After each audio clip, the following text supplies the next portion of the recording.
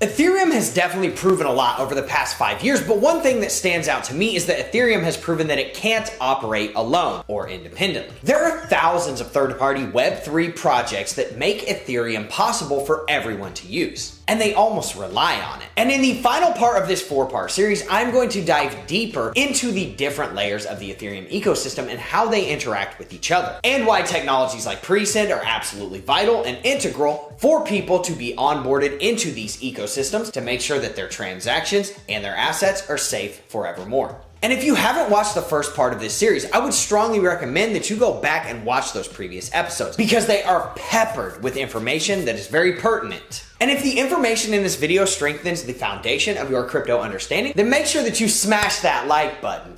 Make sure you hit subscribe, boom, bang on that notification bell. Comment anything that you want in the relevant sections. I appreciate it. Now, let's go take a dive and dig down into all the layers of Ethereum. The high demand for Ethereum's infrastructure has pushed up its gas fees to a point where using it is not possible for some traders and DApp users. Unfortunate. These high gas fees and the overly congested blockchain has led to limited capacity and scalability issues for Web3's second most valuable blockchain, Ethereum. Now, this problem has played an important role in shaping the landscape of an entire category of crypto projects, and that category is known as Layer 2 cryptos. These cryptos help increase the scalability, speed, and affordability of Ethereum's blockchain. Shout out Polygon-matic. Layer 2s generally do not compete with Ethereum or have any aspirations to replace it. The function of a Layer 2 solution is to transfer or delay a portion of the congestion from Ethereum's blockchain to outside of its infrastructure. So let's take a second to go over the difference between the technologies used to enhance Ethereum's scalability. But before we do, I do want to take a second for anyone who might be feeling left behind by the technical jargon that I've just spewed in this video so far. To catch you up, I want to use a car traffic metaphor to help you understand the technical situation that Ethereum is in. So imagine if Ethereum's blockchain is a complex network of roads within a big city, say Miami.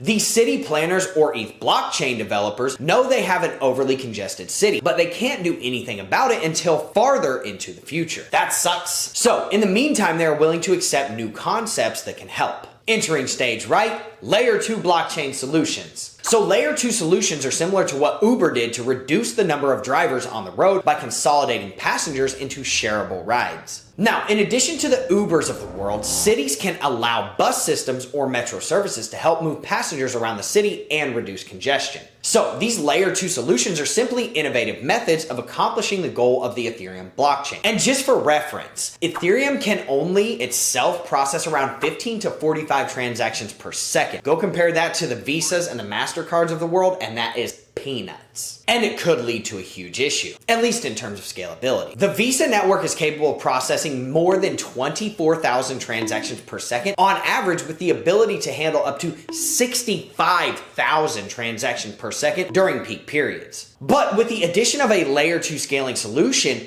that metric for Ethereum can get up to multiple thousands of transactions per second on the Ethereum blockchain. Now, you may be wondering, why don't these sources of traffic just use other blockchains if Ethereum is so slow and expensive? Well, the answer really comes down to security and adoption. Other blockchains, such as the faster and cheaper Cardano, Cosmos, or Avalanche, may claim to be secure, and hey, they have been so far. But no blockchain that processes a heavy smart contract load has a more proven track record than Ethereum. Because let's be real, Ethereum is all about smart contracts. And the crypto queen has been going strong for a long time and is only getting more secure and more widely adopted as the days go by. So Layer 2 solutions are truly a worthwhile addition that allow the security and reliability of Ethereum to live on into the future. So now you have a good foundation of knowledge about why Layer 2 solutions exist and generally what purpose they serve. But why do you care? So let's dive deep into the technology behind the different Layer 2 categories, and most importantly, which specific projects may be worth investing in, at least in my opinion. First off, we have the sidechain, which is different from the other Layer 2s because the sidechain technology utilizes an entirely independent biochain from the Layer 1 that it is scaling. The Layer 2s that are operational sidechains on Ethereum are Polygon Proof of Stake, Scale, Gnosis Chain. Now, don't go around telling people that I told you sidechains are Layer 2s. It'll make me look bad because technically sidechains are not considered a layer 2 in the blockchain development community. This is mainly due to security implications of handling transactions outside of Ethereum's mainnet. I've included in our list because it serves a similar scaling function that Ethereum layer 2s do. And now we're going to move on to plasmas. Okay. This layer 2 eliminates a large amount of unnecessary data from the consensus process through smart contracts and Merkle trees. And no, we're not talking about Princess Harry's soon-to-be ex. Plasma is also considered by many to be a fake layer 2 because of the same security implications of processing transactions completely separately from Ethereum's mainnet. Noticing a trend here? The final word lies with ethereum.org, where they state the definitions of off-chain scaling. Long story short, Plasma is considered off-chain, but it offers some of the fastest throughput. Polygon, Gluon, and OMG Network are leaders in the Plasma category. And let me know in the comments if you consider plasmas or sidechains to be safe enough to process your transactions. Now, moving on to rollups. And no, we're not talking about fruit rollups, your kid's favorite snack. Currently the most promising scaling technology for Ethereum. Rollups are more efficient because they can compress transactions and roll them up in a single batch that is later submitted on the Ethereum mainnet all at once rather than one at a time. This sounds a lot like the batch solutions that they use for credit card processors, just saying. There are two main types of rollups that are operational: ZK rollups and optimistic rollups. Some of the top ZK or zero knowledge rollups in order of market share are DYDK, Loopring, ZK Sync, ZK Space, ZK Swap, Aztec, Polygon Hermes, and Starknet. And then next up, optimistic rollups utilize essentially the same technology as its sister ZK, but optimistic can actually utilize virtual machine technology called OVM. This tech allows for executing the same smart contracts as can be executed on Ethereum without bogging it down.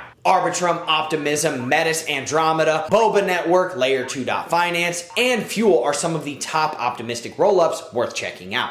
Now, the last layer 2 category we will cover works in tandem with rollups that require validation. That category is called Validium. The top Validium layer 2s are Immutable X, Diversify, and SoRare. So that wraps up and rolls up our deep dive into the Ethereum layer 2s. While these solutions are managing to solve the Ethereum transaction congestion for now, they have still been largely ineffective at lowering the gas fee for the average user of the Ethereum blockchain. So let me know what you think about Ethereum layer 2s in the comments section. Are you invested in any? And if you like content like this, make sure that you smash that like button. Make sure you hit subscribe. Boom! Bang on that notification bell. Comment anything that you want in the relevant sections. I appreciate it. Thank you so much for showing up to this video. I will see you in the next one. Have a good day, everyone.